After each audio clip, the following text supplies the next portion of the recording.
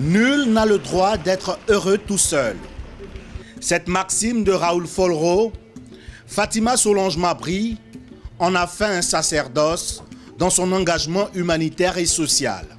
Originaire de l'Ouest ivoirien, Fatima Solange Mabry n'est pas insensible aux souffrances endurées par les populations lors des crises militaro-politiques successives en Côte d'Ivoire.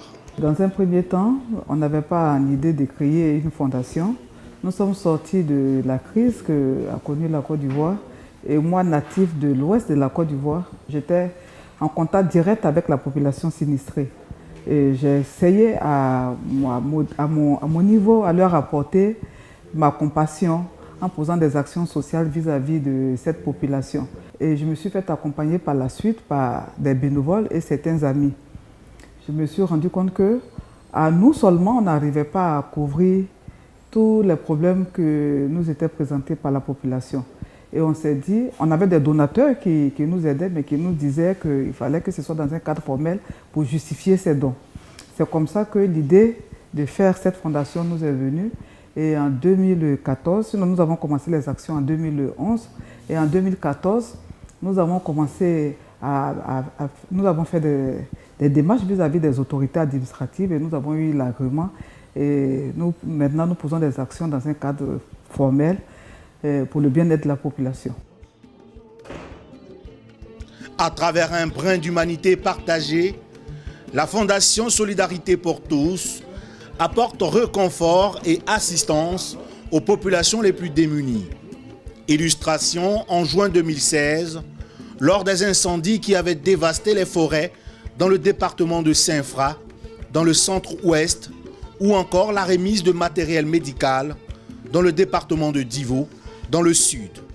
La présidente de la Fondation a en mémoire chacune de ces actions marquées par des scènes fortes. C'est à Divo où nous avons eu à mener une action dans le cadre de la santé et c'était à l'hôpital de Divo où nous avons offert du matériel d'une valeur de plus de 270 millions. Et ce qui a été émouvant et ce qui nous a plus galvanisé à vouloir nous battre dans le secteur de la santé, c'est que quand nous avons envoyé le matériel, il y a eu un cas qui venait de faire un accident. Il y avait des blessés qui étaient à même le sol parce qu'il n'y avait pas de lit pour pouvoir les accueillir. Et le matériel qu'on venait juste de livrer a été tout de suite utile. Et quand vous voyez ça, vous vous dites que vraiment il y a beaucoup de choses à faire. Et on se dit, bravo, que j'ai réussi à ce moment donné à apporter du réconfort aux personnes qui viennent d'être blessées dans le plus profond d'eux-mêmes. Parce que faire un accident, on sait les douleurs que ça engendre. Donc là, c'est le matériel que vous voyez sur ce tableau-là. Et là, en dessous, c'était dans une zone de la Côte d'Ivoire, dans la zone d'Alépé, où nous avons réhabilité un centre de santé. Un centre de santé qui s'appelle aujourd'hui le centre de santé Fatima Mabry Solange. Au cœur des préoccupations de la Fondation, la question de l'autonomisation des femmes. À ce titre, les femmes d'Oumé, dans le centre-est, ou de Danané, Bangolo, du Tonkwi, du Guémon, dans l'ouest, pour ne citer que ces régions, ont reçu la visite de la Fondation avec son lot de générosité. À force de côtoyer la pauvreté, à force de côtoyer la misère et de quelquefois apporter notre appui à certaines femmes qui, parties du minimum, ont réussi courageusement à se relever, elles deviennent mes modèles. C'est pour cela que la Fondation a ses actions sur l'autonomisation de la femme. La femme est le pilier d'une famille. Et quand on réussit à stabiliser la femme, à lui permettre de se prendre en charge, autour d'elle, elle distille le bien-être. Donc, à ce titre, tout ce qui concerne la femme devient notre priorité. L'autre mission de la Fondation Solidarité pour tous est d'œuvrer au rapprochement des Ivoiriens. Nous avons assez nos actions, autant au niveau d'Abidjan, mais plus au niveau de l'intérieur cette fois-ci. Nous avons offert à manger à des enfants, à 375 enfants précisément, à l'ouest de la Côte d'Ivoire. Et nous avons offert des kits alimentaires et même des vivres à des mosquées, à des personnes physiques. Ça doit tourner autour de 2000 personnes pour cette année. Donc ça, c'est des actions que nous avons menées au niveau de la religion musulmane, mais qui ne s'arrête pas là, parce qu'après, nous attaquons la Tabaski. Donc, pendant la période de Tabaski, qu'est-ce que nous faisons aussi? Pendant cette période, nous faisons une caravane de la Tabaski. Mais en réalité, l'objectif que nous nous sommes fixés au sein de la Fondation, c'est d'offrir un spectacle aux populations. Nous avons commencé par 4 villes, après c'est passé par 8 villes, après c'était 12 villes, ainsi de suite. Nous avons les chrétiens, nous avons les musulmans, nous avons les laïcs, nous avons tout le monde avec nous et nous faisons la fête. Et l'aspect chrétien, nous avons noté la Noël. Comme les enfants font partie de notre cible, donc nous faisons la Noël et pendant cette période-là, nous sillonnons des régions de la Côte d'Ivoire et nous offrons des cadeaux aux enfants les plus démunis. Une de nos grosses satisfactions l'année dernière, pendant la distribution des cadeaux, il nous avait été dit que dans la religion musulmane, il y a une branche de la religion qu'on appelle les Wahhabia qui s'était interdit aux enfants de recevoir des cadeaux pendant cette période.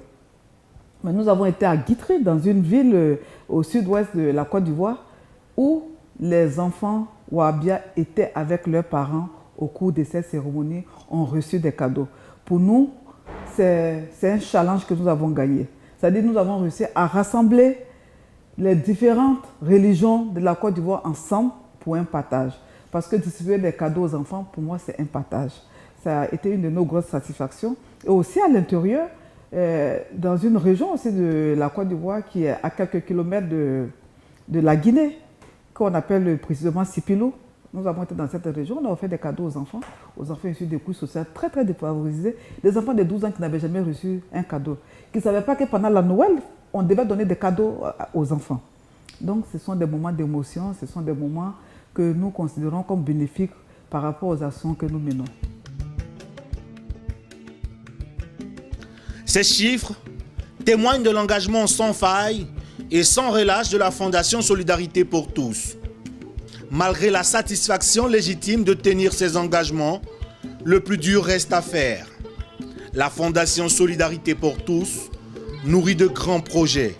Nous voulons construire un centre d'alphabétisation pour des personnes issues de couches sociales défavorisées. Nous avons l'intention de construire un centre polyvalent de formation. Nous avons l'intention de construire un centre spécialisé pour le traitement de la fistule. Nous avons l'intention de construire un marché de gros pour pouvoir accompagner les commerçants et les opérateurs économiques, pour pouvoir accroître leur rendement. Nous avons l'intention de construire aussi des latrines et des cantines dans des établissements scolaires, dans les lycées, dans les collèges et dans les écoles primaires.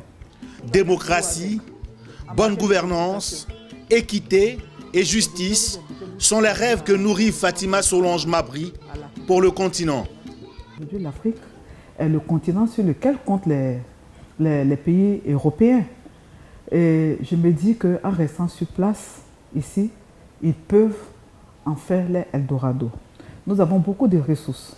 Nous avons les moyens de pouvoir donner du travail. Et quand je dis du travail, ce n'est pas le travail dans les bureaux. Il y a des activités génératrices de revenus qu'on pourrait intéresser les jeunes gens à pouvoir pratiquer pour pouvoir se prendre en charge. Parce que quand nous voyons les images sur les réseaux sociaux, c'est très triste et c'est vraiment désolant pour l'image de l'Afrique. Quand on voit les jeunes gens, je n'ai pas envie de citer les pays, dans certains pays qui sont malmenés, qui sont humiliés, qui sont même tués, je pense qu'aujourd'hui, l'Europe n'est pas l'Eldorado. L'Eldorado, c'est l'Afrique, c'est chez nous. Mais il faudrait aussi que les gouvernants accompagnent les enfants, pour que les gouvernants accompagnent les jeunes gens à pouvoir effectivement être conscients de cela et leur permettre de pouvoir avoir quelque chose qui puisse leur permettre de pouvoir se prendre en charge. Les besoins sont certes énormes, mais de la volonté et de l'énergie ne manquent point. À la tête de son commando de volontaires, Fatima Solange Mabry se prépare à la rencontre des populations ivoiriennes avec la même passion, ouvrir son cœur pour nourrir l'espoir d'une dignité retrouvée.